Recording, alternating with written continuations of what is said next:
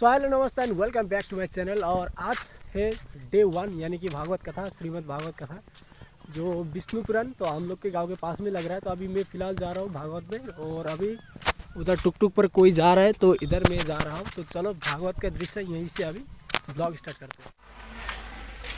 पराशर और पराशर जी की पत्नी बाशवी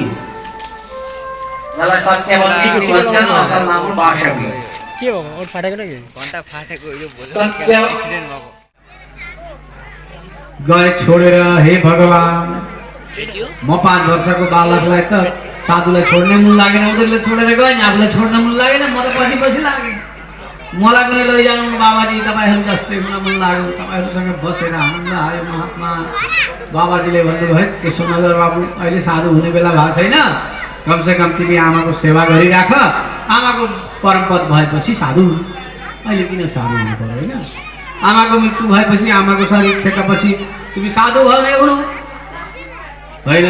म कसरी बस्नु, तपाईहरुले छोडेर गएपछि मलाई केही एक्लै बस्न मन लागेन भनेपछि अनि एउटा मन्त्र दिनुभयो। त्यो मन्त्र कानमा फुकिदिनु भयो। ओम नमो भगवते, मन्त्र त्यही हो, वासुदेवाय। ओम नमो भगवते वासुदेवाय। ओम नमो भगवते वासुदेवाय। ओम नमो भगवते वासुदेवाय। वासुदेवाय भजो वासुदेवाय। वासुदेवाय भजो वासुदेवाय। ओम नमो भगवते वासुदेवाय। ओम नमो भगवते वासुदेवाय। ये मंत्र हो, 12 अक्षर मंत्र है। नारद जी ने ध्रुवलाई यही मंत्र दिनुभएको थियो अरू नारद जीलाई पनि भन्नुहुन्छ मलाई पनि यही मन्त्र दिनुभएको थियो बाबाजीहरूले पहिले जान्नु। यो मन्त्रको कति ठुलो ताकत रहेछ मलाई पछाडिको थाहा भयो। यो मन्त्रले त मेरो साक्षात् भगवानको दर्शन गरायो नि। कसरी कसरी कसरी भन्नु जीवनको कसरी यो मन्त्र मैले सुने। बोल भक्तवत्सल भगवान की। यो मन्त्र जप गर्न थाले, जप गर्दा गर्दै त मेरो आमाको मनमा शङ्का भएछ। हेर्नु कहिले राम्रो काम गर्दा पनि शङ्का गर्छन् मान्छे। राम्रो काम गर्दै शङ्का गर्छन्। माला जप्न थाले दिन रात।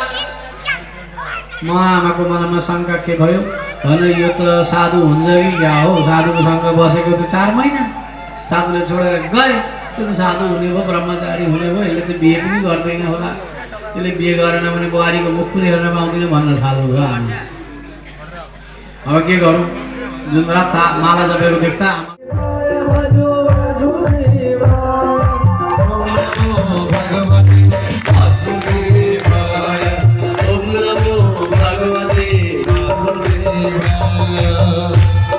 ये मन्त्र हो, 12 अक्षर मन्त्र यसलाई भन्छ। नारदजीले ध्रुवलाई यही मन्त्र दिनुभएको थियो।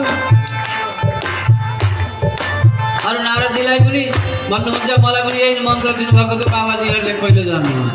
यो मन्त्रको कति ठुलो ताकत रहेछ मलाई पछाडिको थाहा भयो। यो मन्त्रले त मेरो साक्षात् भगवानको दर्शन गरायो नि। कसरी कसरी कसरी भन्नु वेद व्यासजी भन्नुहुन्छ कसरी यो मन्त्र मैले सुने। बोल भक्तवत्सल भगवान की। यो मन्त्र जप गर्न थाले, जप गर्दा गर्दै त मेरो आमाको मनमा शङ्का भयो। राम्रो काम गर्दा पनि शङ्का गर्छन् मान्छे। राम्रो काम गर्दै शङ्का गर्छन्।